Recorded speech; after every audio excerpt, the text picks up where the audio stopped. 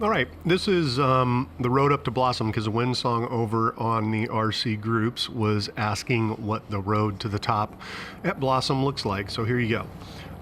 The one thing I will add is this makes it look probably a little easier than it really is. Excuse me, burping because I'm having a beer while I'm doing this. It makes it look a little easier, especially on the way up, because as you can see, the sky is pretty cloudy, so the lighting's kind of flat. There's not a lot of shadows in the ruts to show you how deep they really are.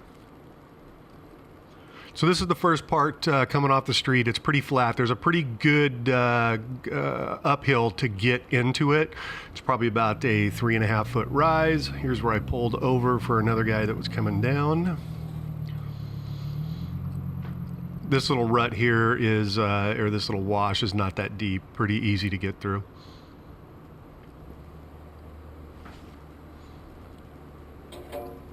And I will show the coming down section as well when I was coming down at the end of the day, and that probably shows the ruts a little bit better.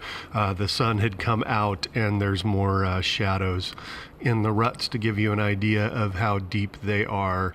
And that starts, looking at my timeline, around, I'm going to say it's around 6 minutes into this thing.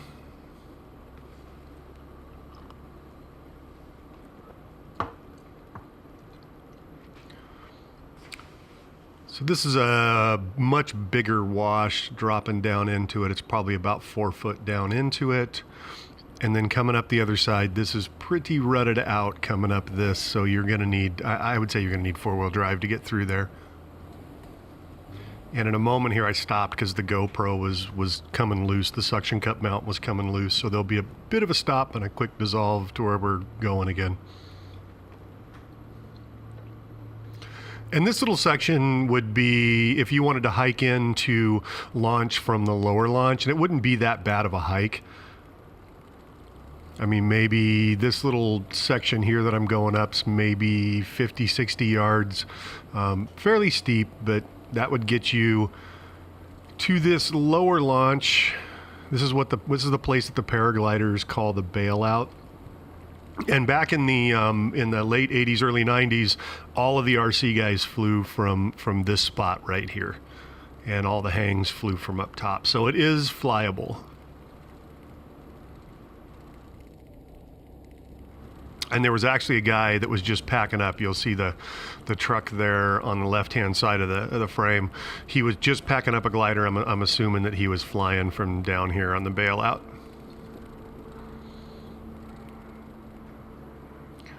This little section of road isn't too crazy. That rut in the middle is probably foot and a half deep.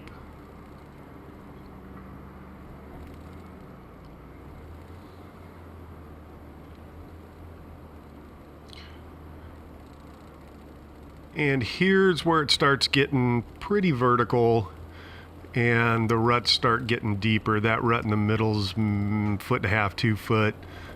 Staying to the side here to keep the Jeep out of it. And just so you know, I'm driving a 2007 Jeep Wrangler Unlimited. It's got a 2.5, can't remember if it was a 2.5 or 3 inch hockey puck lift on it, and 33 inch tires to get a little more ground clearance.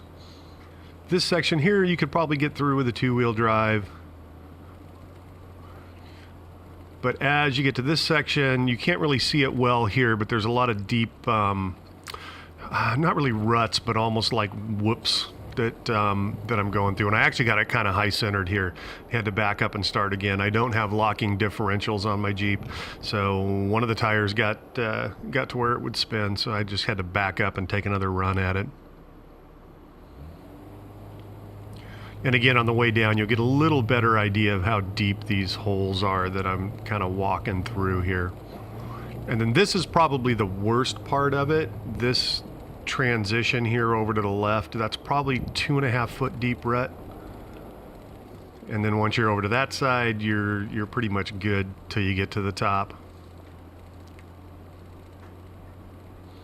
You want to stay out of that rut on the right, obviously. Again, that's probably 2.5 feet deep.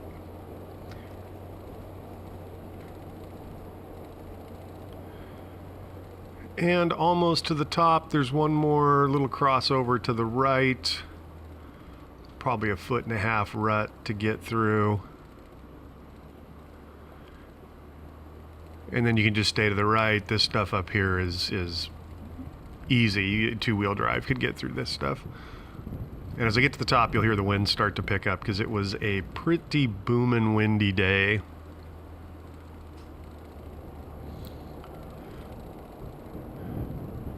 That's Arthur's Pathfinder up there. He's one of the paraglider guys, but he's also got a 4-meter that he flies.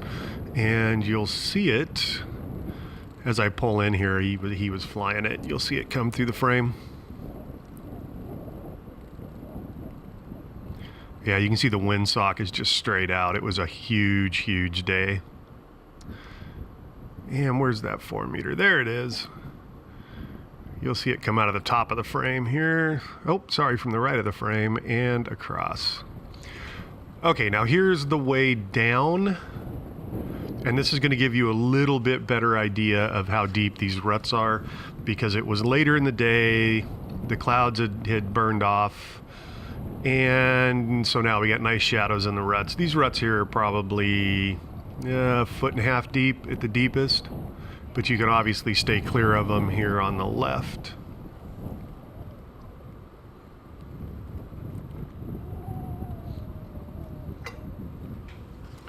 You have to make that transition over to the right, probably about a 1.5 foot rut.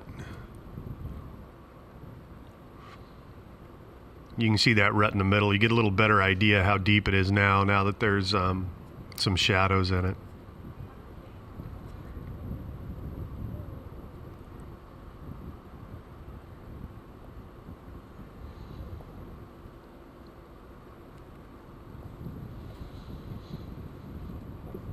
And again, just staying to the right to avoid that big rut in the middle there. And then we'll come up on this transition here where we've got to get back over to the left. And again, this is probably the deepest rut you got to go through, and it's probably 2.5 feet deep.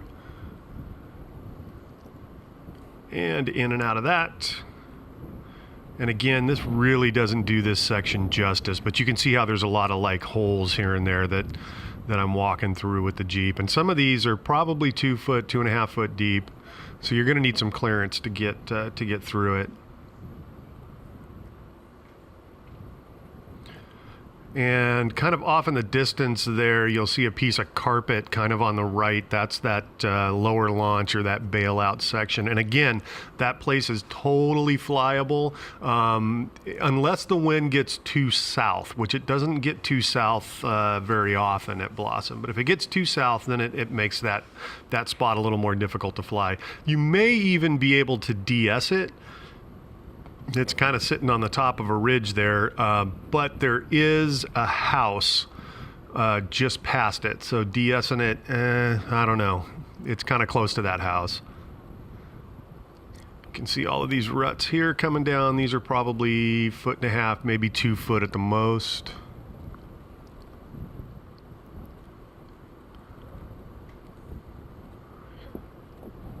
And again, where that carpet is, that's the lower launch or the bailout. And again, very, very flyable and not that bad of a hike to get to.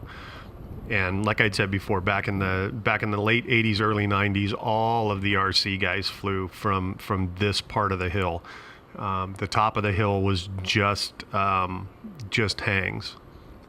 I would add, if you're going to fly this section, this bailout section or the lower launch, fly with a 2.4 gigahertz radio, because there's a few guys that will fly at the top with a 72 megahertz fish and pole radio, me being one of them. I've got an old foamy that I can't get the receiver out of because it's just glued in there. And so that's a 72 megahertz. And if somebody's flying up top with a 72 and you wind up on the same channel, it's just going to get ugly. So I would suggest only doing 2.4 gigahertz down there, or down here on the lower launch. This gives you a little bit better idea of how steep this climb is. This is what you would have to hike up if you were just going to hike in and fly the lower launch.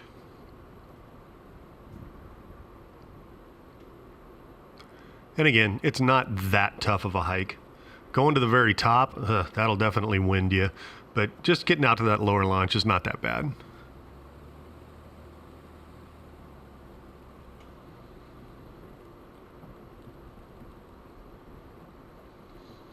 Off to the right there is that house I had mentioned.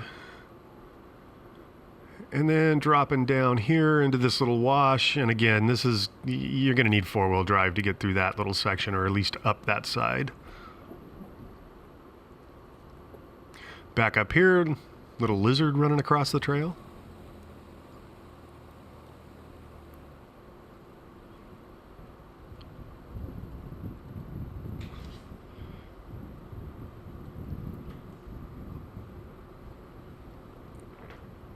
This little section here is all two-wheel drive capable. I think the biggest test when you get here is just going to be getting up that first slope off the road and onto this dirt, because that's a pretty nasty climb up that little ridge to get onto this road. So I don't think you're going to even be able to get up it without four-wheel drive.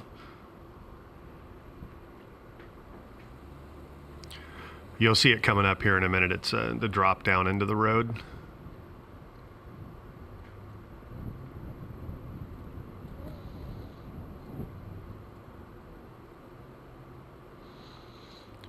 These ruts here are probably a foot at the most. Definitely two-wheel drive.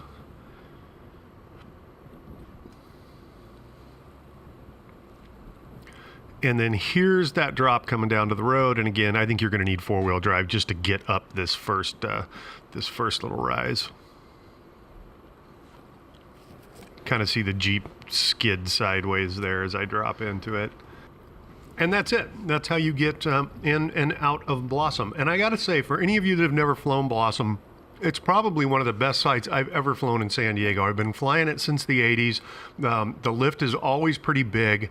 And there's probably 300 plus days a year where it's flyable. The paragliders up at the top are really, really nice guys and gals. So yeah, come on out to Blossom. I'll even give you a ride to the top in the Jeep.